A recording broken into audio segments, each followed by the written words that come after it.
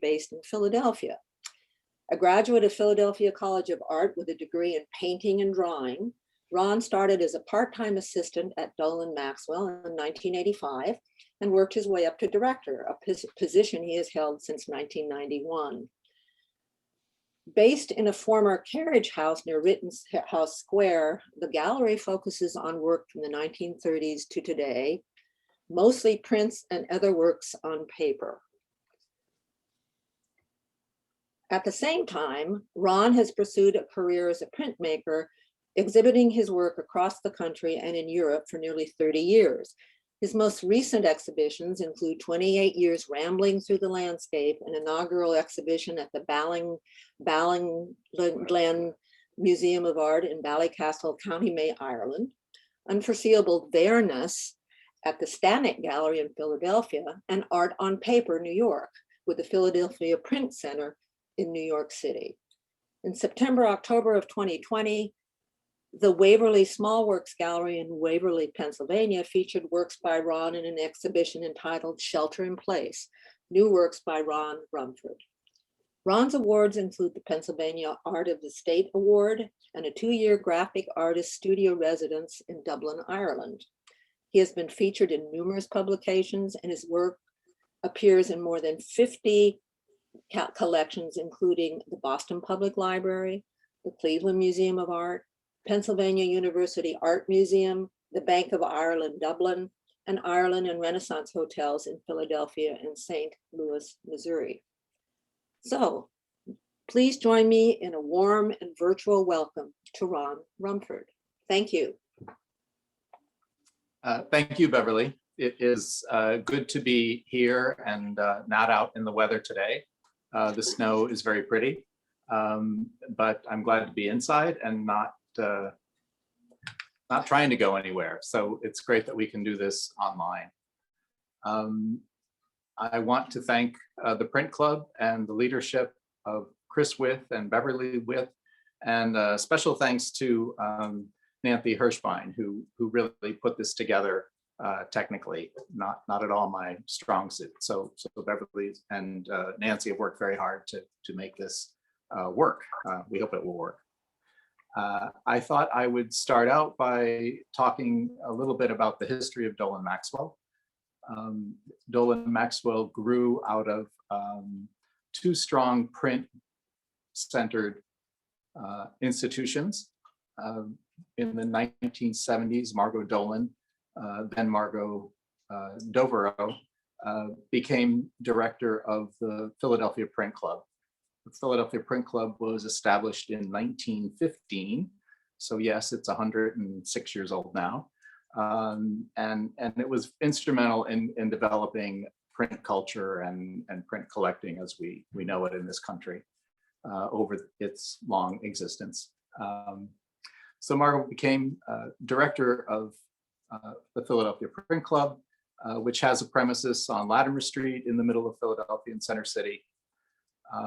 And what got her excited, if she had studied art history, what got her excited was the ability to work with artists. And she felt the best way to help them was to actually sell their work.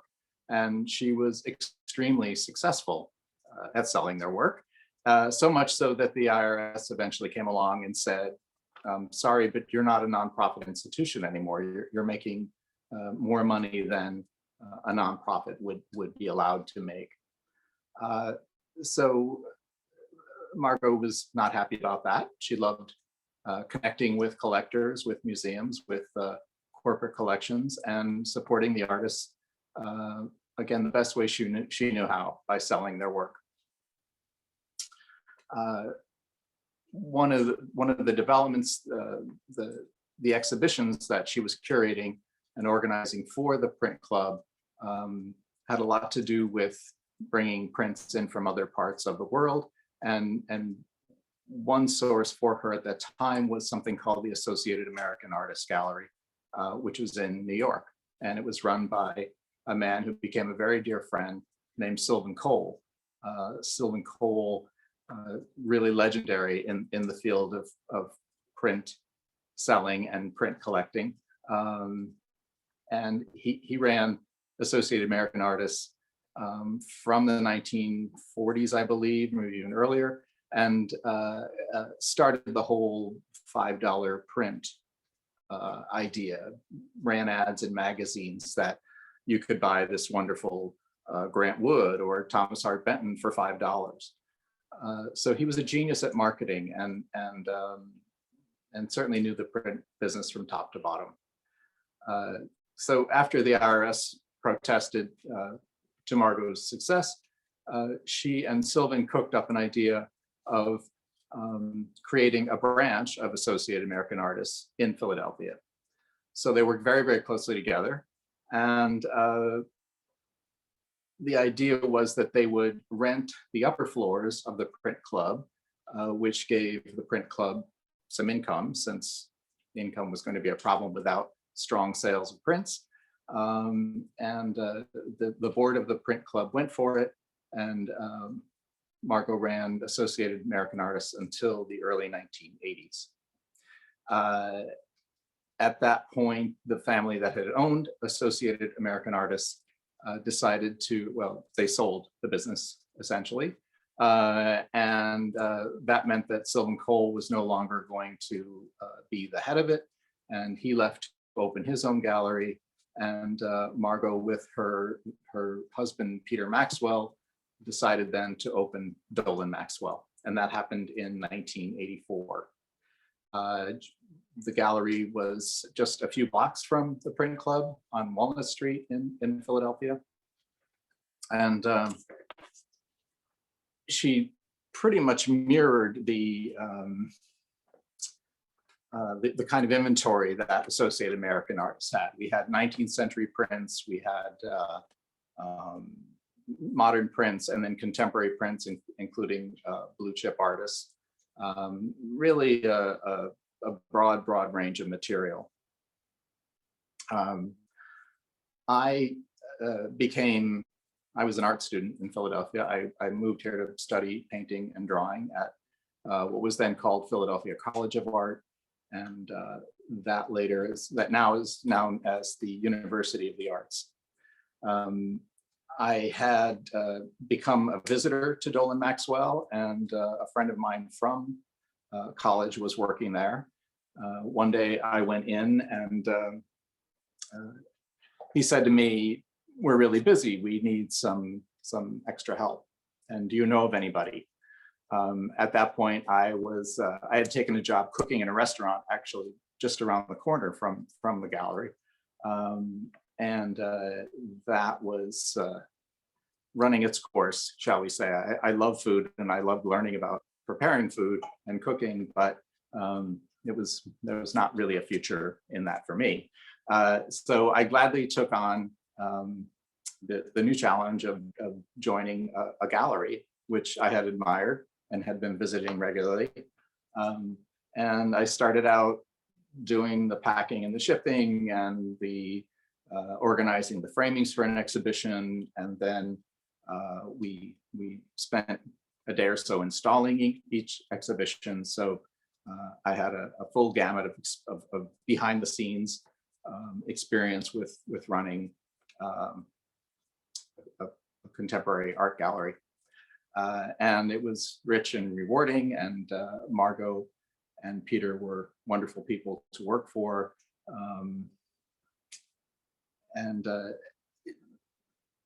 What the sort of challenge for me was that I came into what felt a little bit like an alien world. As much as I enjoyed the exhibitions at Dolan Maxwell, what prints were pretty much alien to me. I didn't know anything about them. I thought they were mechanical. I thought they were, there was a big mystery behind what and why you made them. And how, of course. I managed to get a degree in art without ever encountering printmaking. But that soon changed, obviously.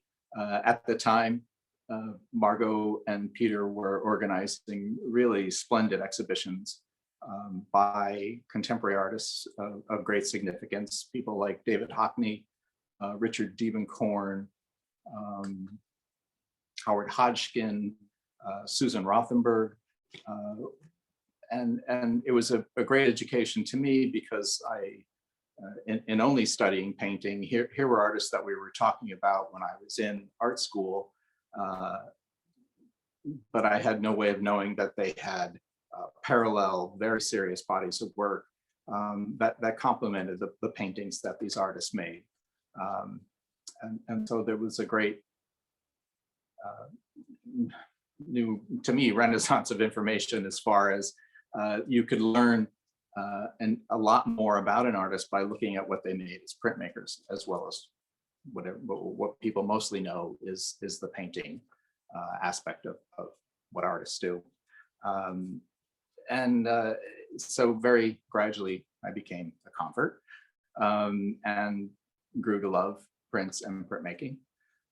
These early exhibitions had a big impact on me, and again, how I was thinking about art and thinking about making art, which I'll come back to more later. The gallery was successful. The 1980s were a very big boom time for the art market. In addition to mounting exhibitions that were put together with great care and thought, we had begun doing art fairs. So we were going out to Chicago, where there was a big international art expo every year that was enormously successful for us and exposed the artists that we were showing to a much broader audience. We then shortly after began doing print shows in New York. As probably most of you know, there's a huge print week, or now print month, in New York. That really began in the late 1980s. And we were glad to be involved from the beginning. The other side of the business was modern prints, and an early show there that impressed me tremendously was an exhibition that Margot conceived of and put together. It was Milton Avery, Stanley William Hayter, and Louise Bourgeois, and just a beautiful exhibition all about really line, the etched line, the engraved line, how three very strong-minded individual artists approached line and how to make their work with only line. And it was a revelation to me. Hayter in particular was a revelation because I didn't know anything about him. Other modern artist exhibitions at the time were a show by Morris Blackburn, which included his paintings. He was a Philadelphia artist affiliated with the Pennsylvania Academy of Fine Arts. And we did a show of his work from the 1940s. He made a really wonderful group of color screen prints, abstract color screen prints in the 1940s. And somebody else we did a lot of exhibition and business with was a man named Benton Spruance, who was another local artist who had a national impact. In 1989, we did an exhibition for an artist named Dox Thrash. And Dox Thrash, DOXTHRASH,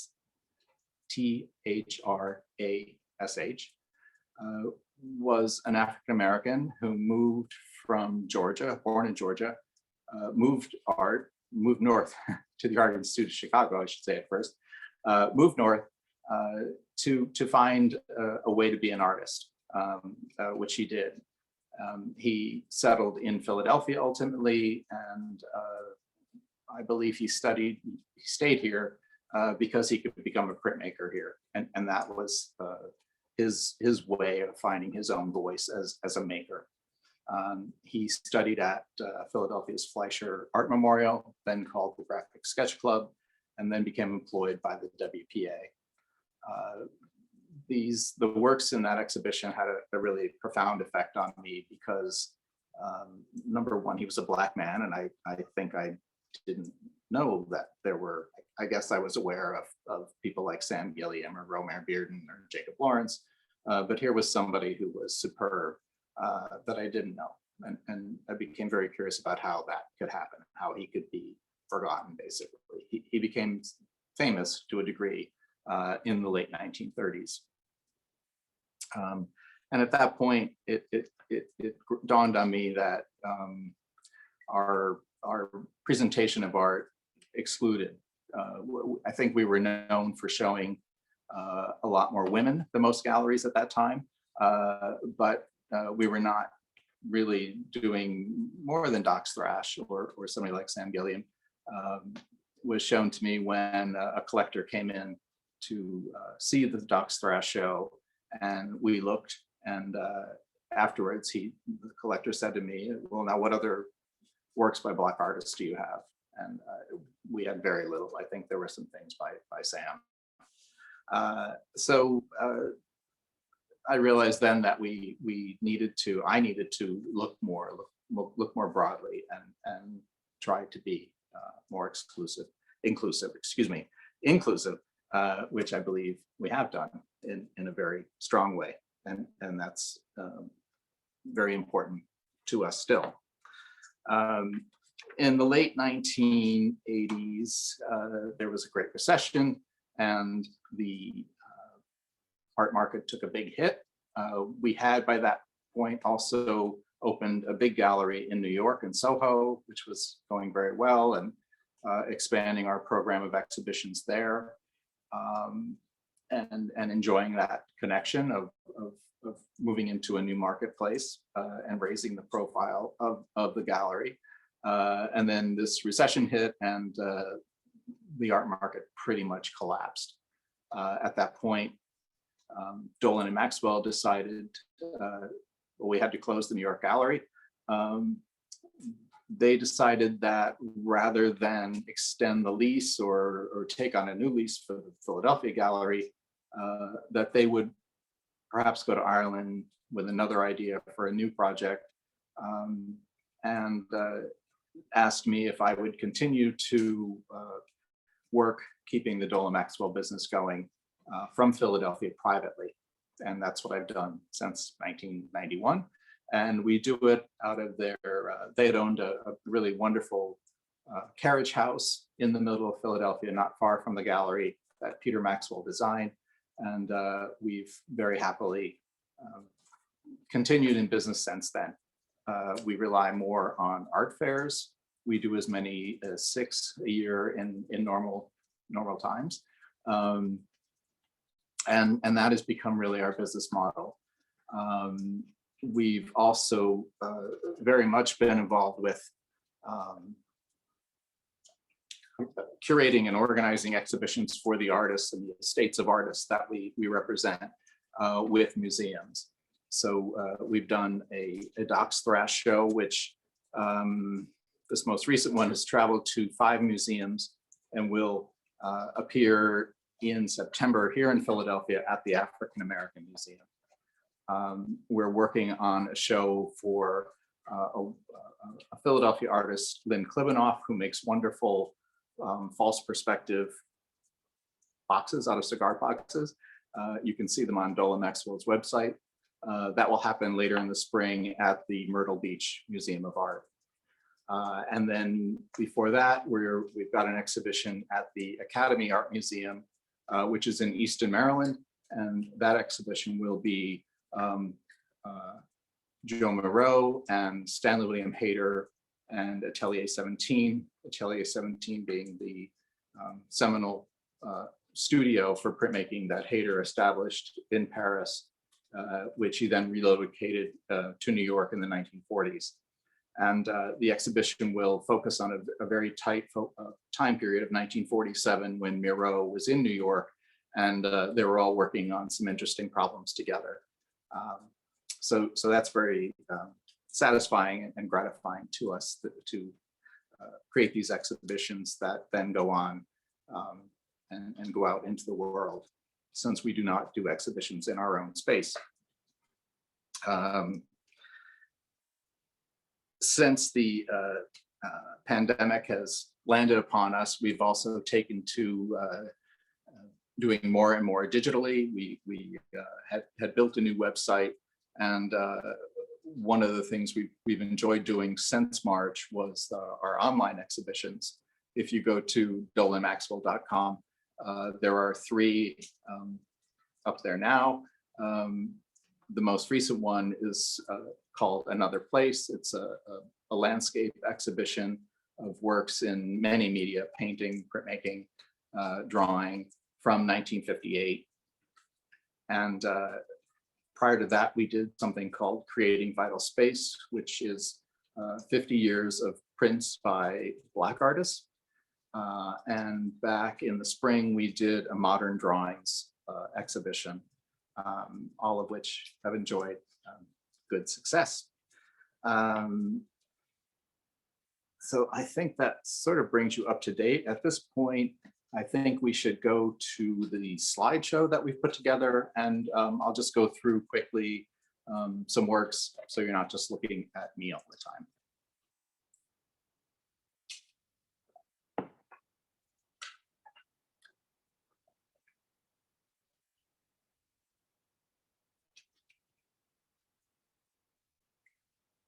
This first work is an engraving and etching by Helen Phillips. Helen was working in Paris in the 1950s. She's an artist in California, and she made this at Atelier 17, which I mentioned earlier. A really wonderful etching with a layer of color added on top. It's called Mantis Religis. So you'll see abstracted praying mantises in there, and really one of her most important important prints. Excuse me. At the time, she was married to Stanley William Hayter, and we've been working with the estate of Helen Phillips for about 4 or 5 years now, and it's been wonderful to learn more about her and expose her to a broader audience. Next slide, please. This is a collage made of handmade prints by a Cleveland artist named Dexter Davis. Dexter is in his mid-50s and famously works as a security guard at the Cleveland Museum of Art. And often that means working there while his own paintings or prints are on the wall. He's a really wonderful artist that I've known for a very long time. And he's an artist who had a fairly horrific childhood and life as a young man in a very depressed urban section of Cleveland. And I really believe at this point that his work is about very much about healing and kind of making a same place for his own life. And this is called The Crazy too. So I think that indicates what is behind a lot of his work, but it's very powerful, very rich tactile surfaces as well. Next slide, please. Charles White, I Have a Dream, really wonderful lithograph from 1976. Obviously referring to the famous Martin Luther King speech given in Washington, D.C. Beautiful lithograph. Next slide, please.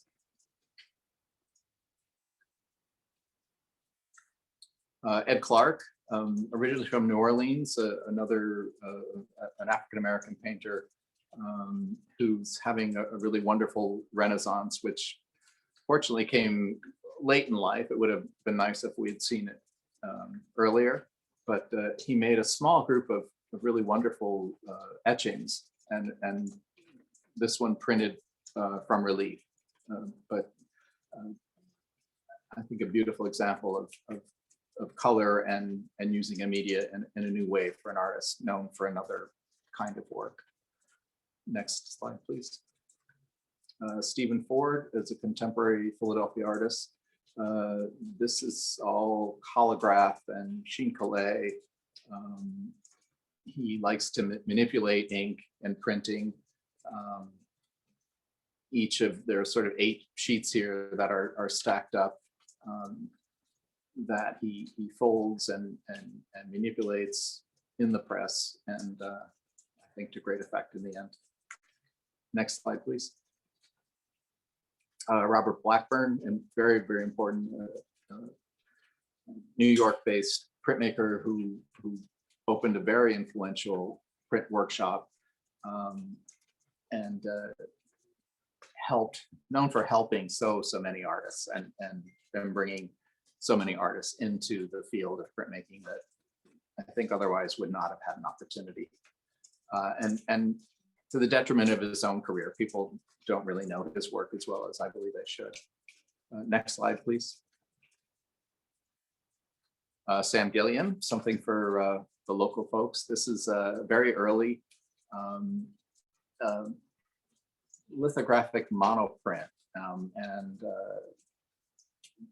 to me very fascinating the richness that Sam gets in this kind of printmaking. A series of, I believe, 36, where they're monoprints, one built upon the other. So I just really enjoy the richness and obviously the color and the texture in this print. The green shapes toward the center are actually glitter that are, I believe, is somehow screened onto the print. I love just looking at this. Next, please. This is a work by Dox Thrash. This is from about 1939. It is a carborundum mezzotint, which is a process that Thrash invented while working with the WPA, and for this he became famous at that time. Obviously dealing with the spirituality and Black life, and just a really wonderful example of his work. The next slide, please. Contemporary printmaker Shelly Thorstenson, a much loved educator and a real, oh gosh, how can I say? She's all about printmaking. She does do some drawings, but she really feels that she expresses herself best in printmaking.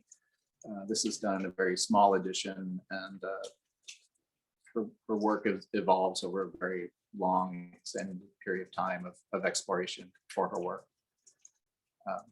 This is called On Any Given Day. Next slide, please. Another artist that came into the gallery after we became private. This is by Cheryl Warwick, a Boston-based artist. Has done some printmaking. I think printmaking informs her work. This is a very large acrylic on paper painting. Again, something I just love looking at. Next slide, please. Someone relatively new to Dolan Maxwell is Katie Baldwin, using traditional Japanese woodcut technique. This just another delightful, complex and print, the distance between 2 points. Katie has just arrived in Taiwan. She's got a Fulbright where she's going to explore further these printmaking techniques. Next slide, please. And then ending with really Stanley William Hayter's masterpiece, Cinq Personnages from 1946. And one of the things I love about printmaking, in addition to the material, with prints you can own a major artist's best work. You may not be able to buy, the greatest Jackson Pollock or the greatest Matisse painting unless you have hundreds of millions of dollars, but you can buy the very best masterpiece by a printmaker. They might be rare and they may be expensive, but not so expensive that you couldn't have something that is truly major and truly significant, the way this print is to 20th century printmaking. Hayter revolutionized color printmaking. These are printed, it's an engraved and etched plate, inked in black, and then the colors, the three colors are screened on top, and it's printed all in one run through the press. So he's really a dynamic thinker that changes the way everybody's thinking about how to go about printmaking, and does a lot to move it beyond the idea that it's a reproductive process, that you make a drawing and then you make a print of the drawing or of the painting.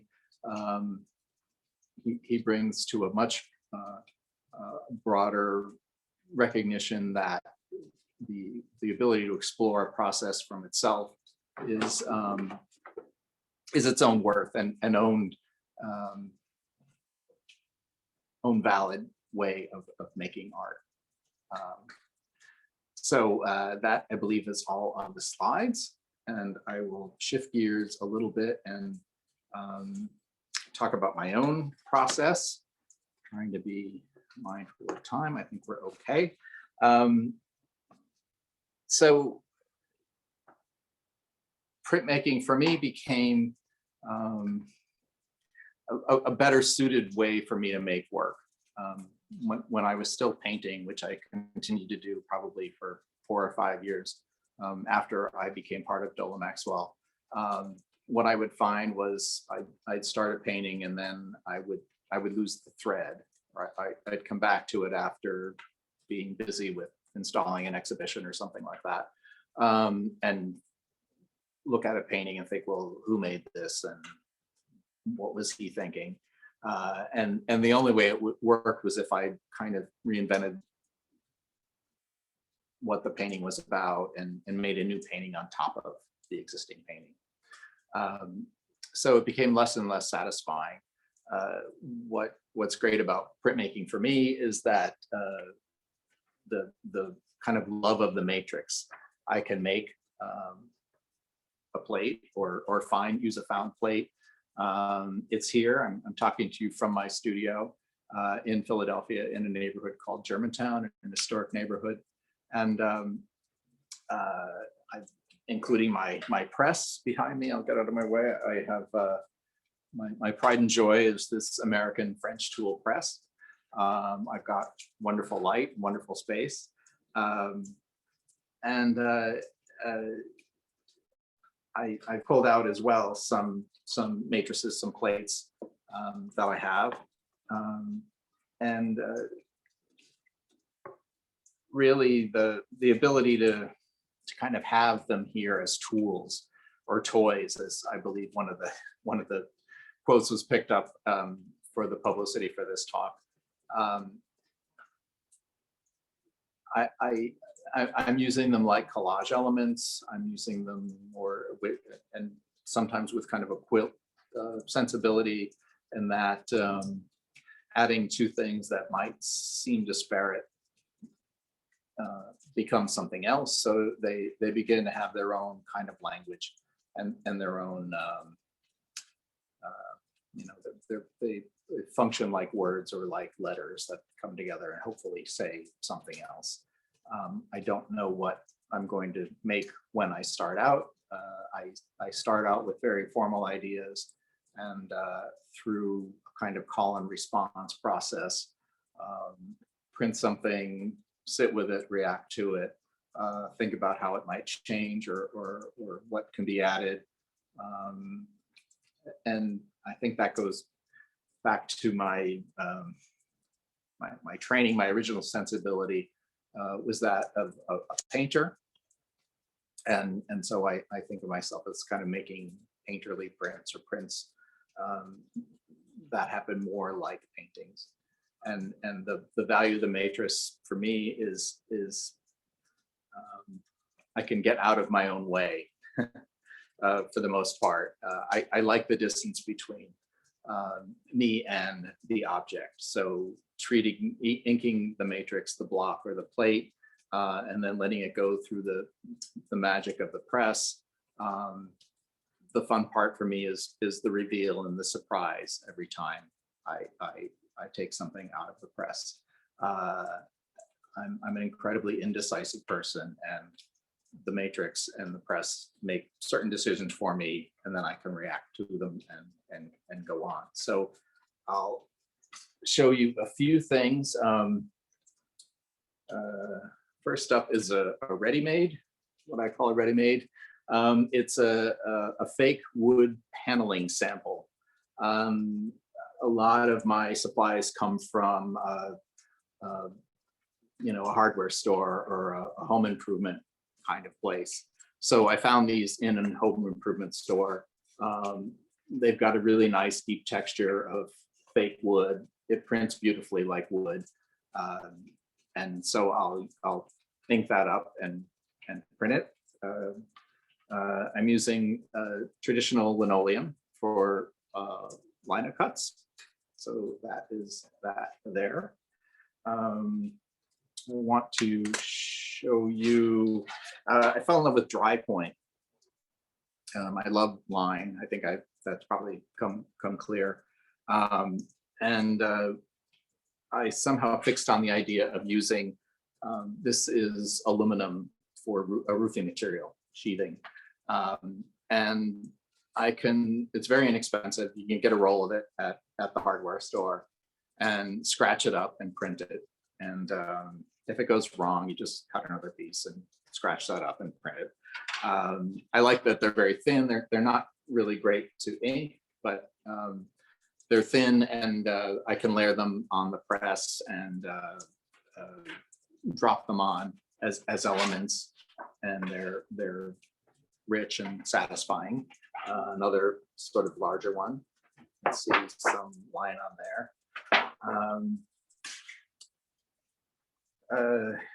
This came in a box as packing material. It's corrugated cardboard that was machined in some way to make it malleable, and I glued it down, and I don't know if you can see the texture on it, but it's got this wonderful off pattern because of the crease in the corrugated cardboard. But that gets rolled up and printed and dropped on. Someone mentioned Sintra. Sintra is a material you can buy at an art supply store. It can be carved. These are very deeply carved lines, the line of cut. I've mostly used it though in relief, so printing around the lines rather than printing the lines. Here is a plate that has very thin pieces of wood glued down. As you can see, collograph, something collaged on. Really wonderful pattern that I like to roll up and print. Another favorite is to just take a matte medium, and this was sort of careful pours on each one of each of these things. So just pouring the medium onto the plate and creating a very shallow relief that then gets rolled up and printed. And it's a pattern, but it's also kind of organic and soft, and I like that. And then I'm going to show you, those are all small ones. This is a large one. Same idea. Matte medium squeegeed on to a pattern that I then roll up and print. Everything I print is pretty much on a thin Asian or Japanese paper. My favorite is something called kitakata, which can be had by large rolls. And here's kind of a sample thing where I've printed some of the things that I've shown you. It's very strong, it's very malleable. I can fold this and print it and then unfold it, and it flattens out. And it takes quite a lot of abuse. That's pretty much what I do with the press, is abuse the paper, and then it gets mounted, it gets glued down onto a larger sheet of wove paper to give it some heft. So I think that's pretty much it. I think we have some slides of finished work. I selected a few things from my recent exhibition, Shelter in Place. You can go to those. This is large. This is 26 by 60. It's on 2 sheets of paper. And again, it's kind of piles and piles of a lot of the plates I've shown you inked up and layered, some stenciling out, putting pieces of paper down to create the empty shapes that reveal color and texture underneath. Next slide, please. Excuse or explain. This has a lot of dry point in it, as well as the various relief elements. And I'm often using just a portion of the plate, or inking part of it and dropping it in, again, like a kind of collage element. Next slide, please. This one is not on Kitakata. This is just straight up on a sheet of Arsh or Reeves or something like that. I like the story of this because it's actually got aquatint. The reason I use the plates that I showed you is that they're all things that I can make here in my studio without an acid setup. I don't want that here. I don't want that. I live in a space above this space, and I just don't want that kind of toxicity where I'm living and working. So this was an aquatint. The grid behind it was an aquatint that I'd made in a friend's studio, Cindy Ettinger, a well-known master printer here in Philadelphia. And then the sort of tipped green elements went on. And this all happened about 15 years ago. And I put it away, not exactly happy with it. And it came out as I was preparing for the exhibition, and I wasn't even making the curved thin line on top. I wasn't even really doing that technique at the time. So the title refers to coming back to something, and that maybe I had given up on, maybe not. I kept it, obviously.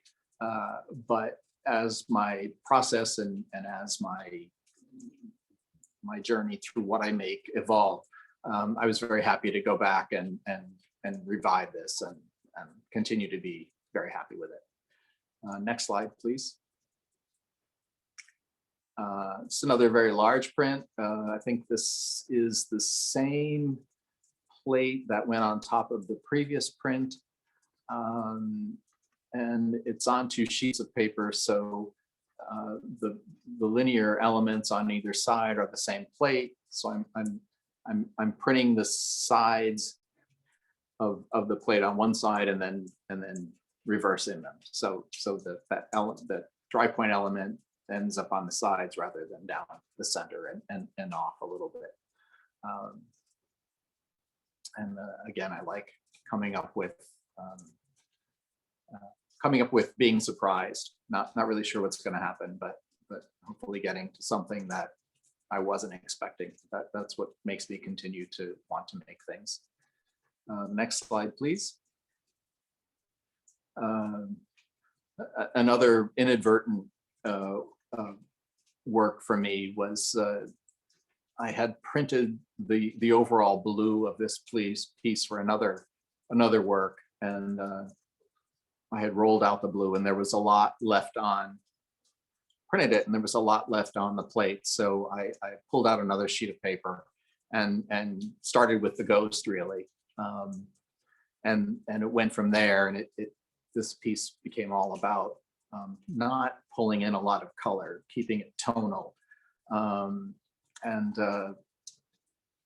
always trying to bring in what seems like it's possibly disparate.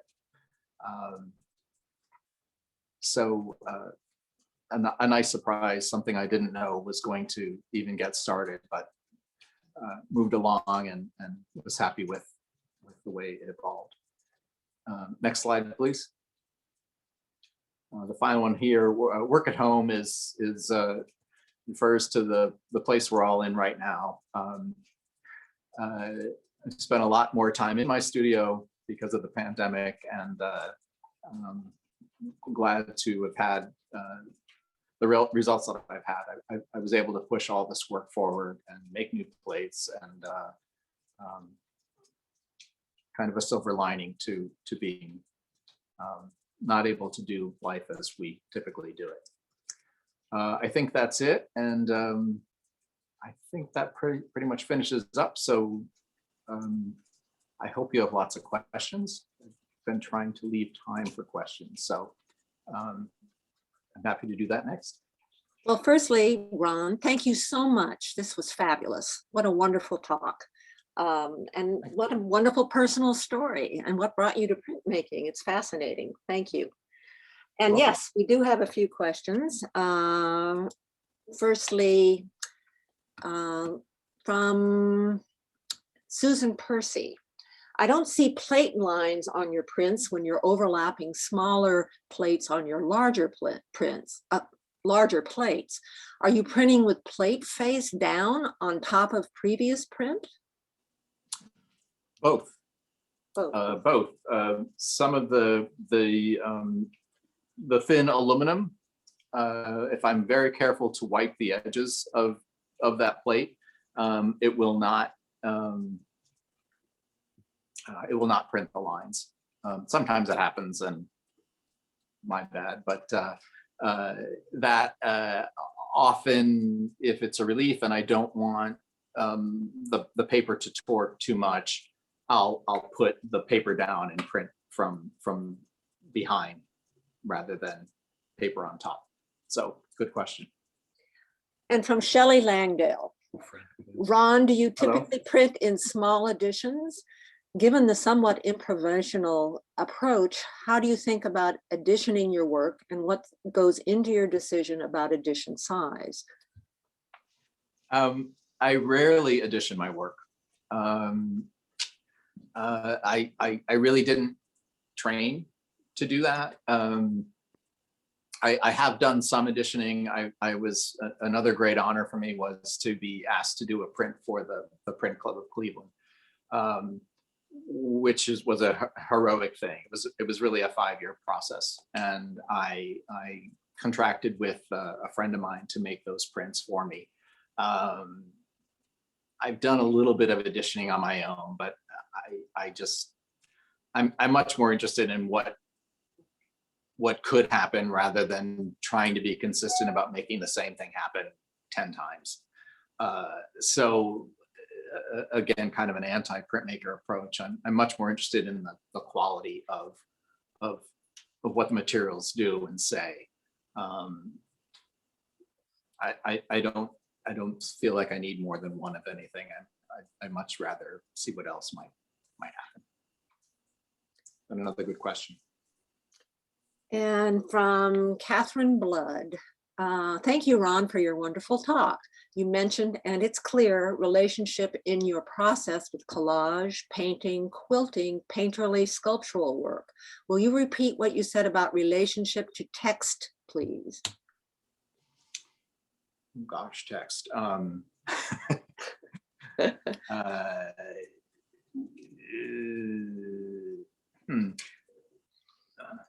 What comes to mind is some, gosh. I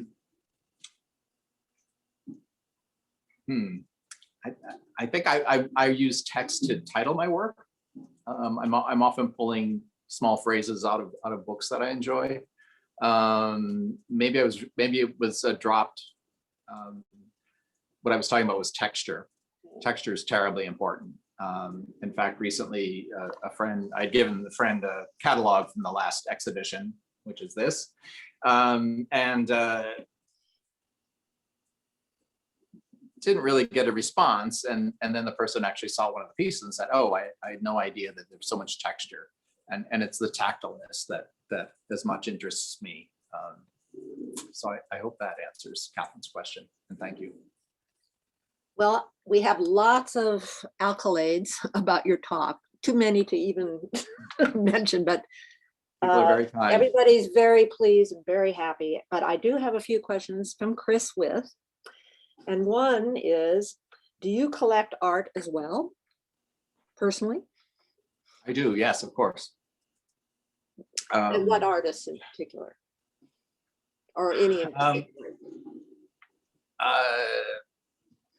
Printmaking, painting, So, the problem, my problem is liking too much. yeah. And trying to rein things in a little bit. And I try to collect, a WPA artist was Michael Gallagher, who worked very closely with Doc's Thrash. I grew up near Scranton, Pennsylvania. And Michael Gallagher was from Scranton. So he is a big favorite of mine. Partly because I think he lived my grandparents' life. And so him presenting or making images of the bleak life of a coal miner resonated with me. And he was somebody that I discovered when I first started at Dolan Maxwell. We represented his estate. So mostly printmaking, work by friends. It's pretty much a mishmash and nothing terribly concise. And another question from Chris. What do you say to people who only view prints as mechanical reproductions and not originals? We hear that all the time. It makes me think of a story that I was taking a workshop with my friend Kathy Caraccio in New York, and she mentioned doing some monoprints for Bearden, Romare Bearden, and at the time, the gallery that was going to show them had decided to call them oil on paper. And Kathy threw it out there. She said, "So what do you think? What do you think of that?" And of course, me being highly opinionated, I said, "Well, that's a shame. That's too bad." Instead of giving people the opportunity to expand their thinking about what art can be or how art can be made, they dumbed it down and said, "Well, this is just art. This is just oil on paper," as if he just painted them. And he did paint them, but they were painted on a matrix and they were transferred onto paper into a press. So, I worry that I do worry that it's a failure of our education system. And one of the really joyful things, we were doing a really wonderful print fair in London called the London Original Print Fair, which is held at the Royal Academy. And the difference there was we would hang our booth and put certainly Norman Ackroyd's beautiful aquatints on the wall. And people would come up and ask very pointed questions like, "Well, has he always done sugar lift? And is soft ground something he typically uses?" Or a very pointed question that told me that people understood printmaking for what it was as an art form in a way that unfortunately not very many people are exposed to or know much about in this country. So I'm afraid it goes back to the old educational process that we all have to do all the time, and not to be woeful about it. I think that's that can be fun, because my feeling about it is that the more I look, the more I know, the happier I am doing what I do. It's printmaking is infinitely teachable. You can make proofs, you can document your process. It's something we do a lot of. We show plates often when we exhibit artists like Helen Phillips. So, that's not necessarily a bad thing. It's just an opportunity to say, well, in fact, prints are often unique. Prints are painterly. Prints are collages. Prints are central to what all the great artists throughout art history in the Western world and in the Eastern world have done. So if that's the downside, then it's okay. Great answer. Loved it. There aren't really any more questions. As I said, many accolades, but I did want to, oh, I do have a question here from Susan Percy. Wonderful presentation.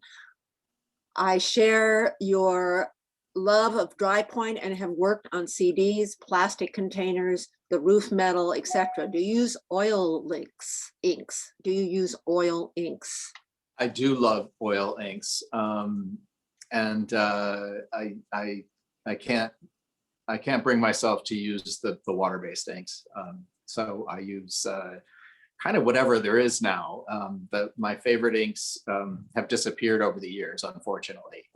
There was an ink called Faust, which was, it was like the butter of inks. And I treasure the little bit that I have left, but they're no longer making it. So anyway, I love oil-based inks, excuse me. And I don't see that changing anytime soon. Thank you so much. I want to just close on, as I said, so many accolades, wonderful program, goes on and on, but I do want to mention one in particular. This is from Una Ford.